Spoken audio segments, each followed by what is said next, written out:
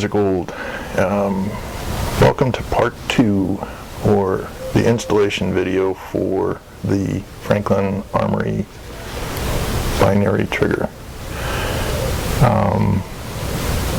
I'm going to preface this again with my usual. This is going to be a longer video. The trigger system is a lot more complex than I originally anticipated. A lot of little nuances that have to be addressed. So if long videos, sometimes slow speech patterns, and there will be some hand tremors involved, if those are adverse to your liking, then I'd suggest not wasting your time. Anyway, I've got some video already put together. I have installed this. My initial statements in my first video when I received this was kind of hopeful or naive, I should say, at the best. I made a statement saying that if you had familiarity with installing trigger groups like Timney and other packages, that this is pretty much the same. I couldn't have been further from the truth. The appearance of the trigger group looks similar to these others, but the functionality of it is far from the same. In fact, almost every single lower has to be tailored to the trigger system on an individual basis. I was kind of cocky, if you will, because I had been speaking to somebody who already had it installed on his Rock River Arms lower, and this is what this was, and it was a drop-in for him. I assumed that Rock River's lowers were pretty much milled out the same. Now, whether that's true or whether in the time that this gentleman got his trigger and the time I got mine, maybe the parameters of the trigger housing had changed. Bottom line is that it was not a drop-in. It was actually a 4-day slugfest to get this trigger installed. I mentioned that they had these shims that are included with the package, and I was adverse to having to resort to those because as the people that have been with me for a while know that I suffer from essential tremors, and having to shave off slivers of shims from the starting packet did not appeal to me in any way. The starting shim packets are 20 or 2/100ths of an inch thick, and by shaving off layers like this one I just showed you, the thickness of a single layer is 2/1000th of an inch thick. So you can see the tolerances that they're requiring for this system to function. In fact, here's a pretty sobering statement in their literature. See if I can get this in view. Basically, what it's saying is the difference between success and failure is 3/1000ths of an inch. That's just craziness. It did take, as I said, 4 days to find the magic on it. I started by, as you'll see in the upcoming sequence, I started by realizing that the trigger group was sitting too high in the lower, so I started shaving down the shim pockets, and actually wound up going too deep. So then back the other way, start going into the shimming, and they're all frickin' all over the place, man. I still have a complete packet that flew off somewhere into the hinterland, and I have no idea where it is. Fortunately, the other two packets provided the necessary shims that eventually got me to home plate. I'll go ahead and roll in the install, and then I'm going to go over the trigger itself a little. Okay, everybody, we're here at an attempt, hopefully a successful one, I'm praying, on getting a new binary trigger system installed from Franlin Armory.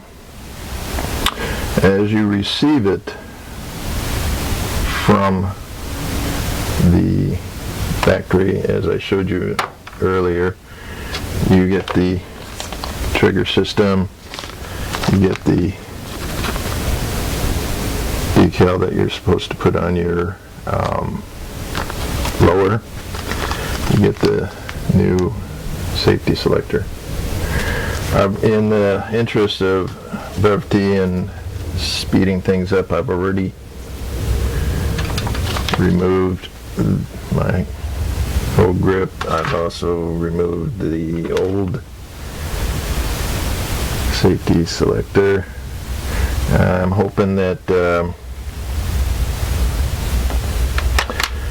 those are all common procedures for most of you. If not, there's a crap ton of videos on YouTube about how to do that. And then, of course, you do not want to lose track of your detent for the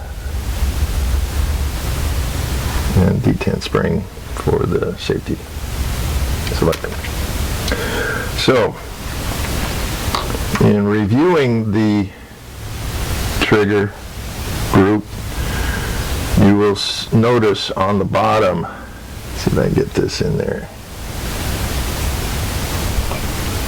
You see that well or round circle? And there's one, let's see if I get that on the back end also. These are wells that you will utilize to adjust the height of the trigger as it sits in your lower, and that's where these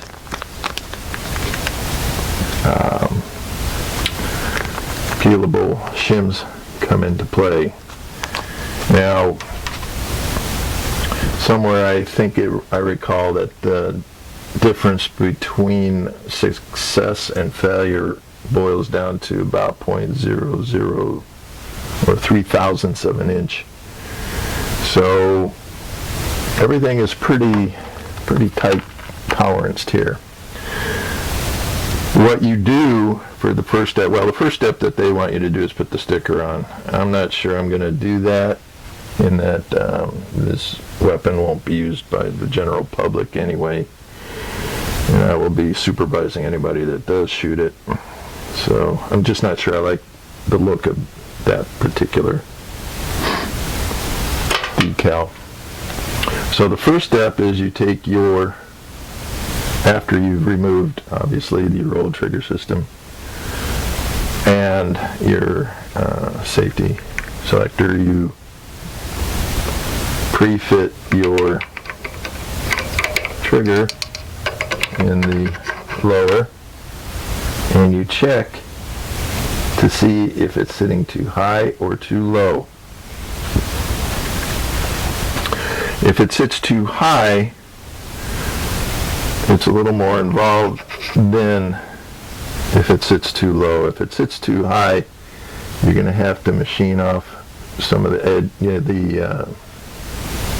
edges on those two wells to get more clearance so it sits lower. If it sits too low, it's a little easier. You get a couple of stacks of these peelable shims and you start peeling off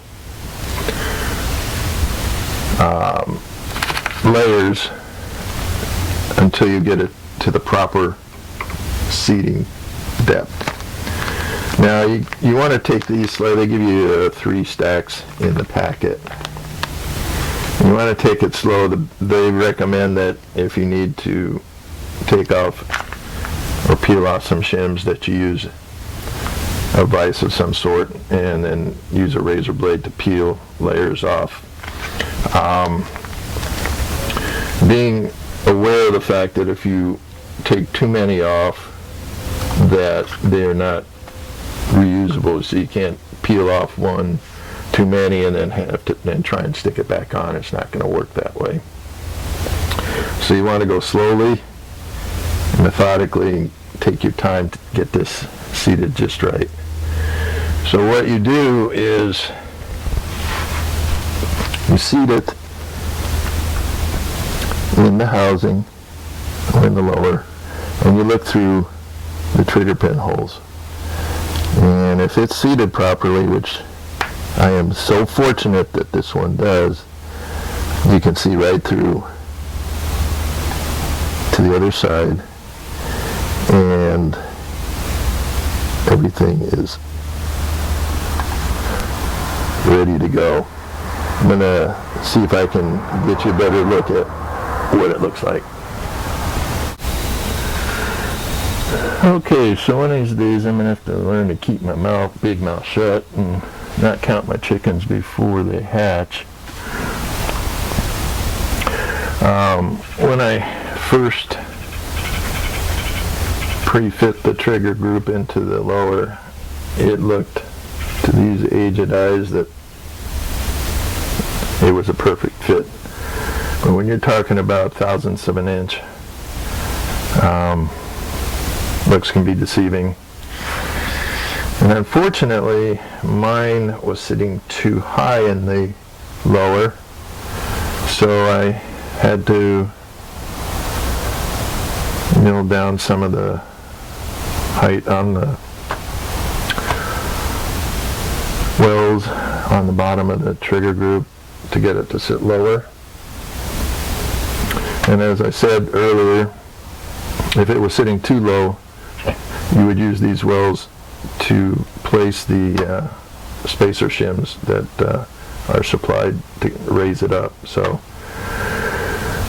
finally I got it to the right height, and now I will set the trigger and then we'll go on from there. Okay, at this point we have the trigger group set. We insert our trigger pins from the right to left with the circumscribed rings going in first. We don't put it in, oops, let me get this in camera here. We don't put it in all the way yet, put them in all the way yet. We rest them against the retaining springs on the inside of the opposite side of the trigger group.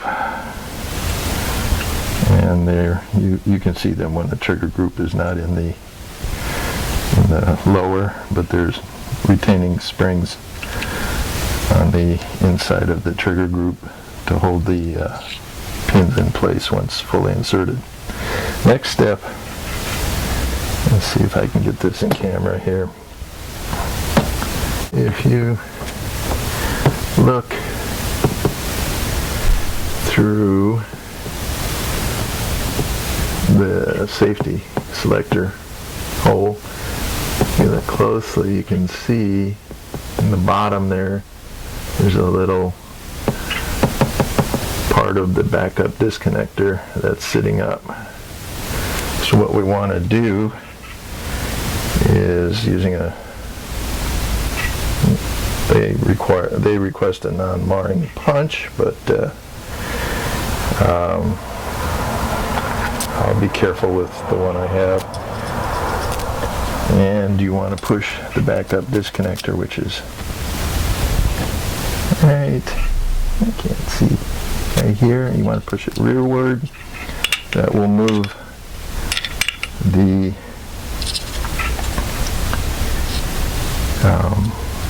part of the backup disconnector out of the way so you can insert the safety selector through. I don't know if I'm going to be able to do this and have you see it, but we will give it a try.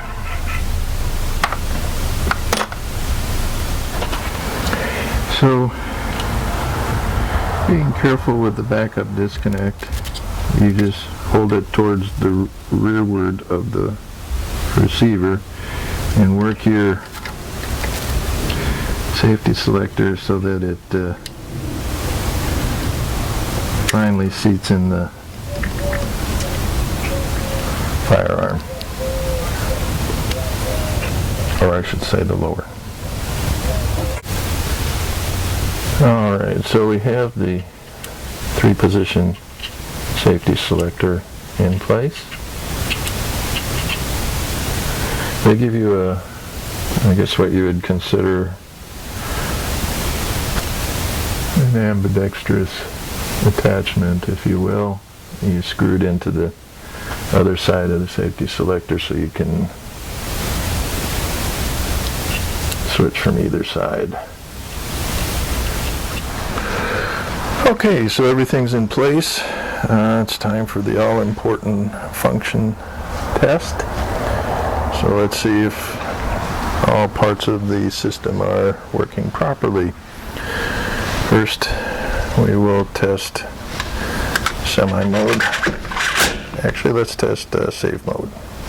Trigger should not pull, and it does not. Switch to the B. Get the heck out of here. Switch to semi, and it should fire. Alright, now the all-important binary one. Switch to binary. It should fire. Now holding the trigger in place, the bolt would normally come back on recoil. So we're going to do that now. As I release the trigger, it should fire again. And it does. Yes. Victory is mine. If you had seen how much went into this build on this trigger system, you'd appreciate it. Alright, now we can see the inner workings of the trigger and its components.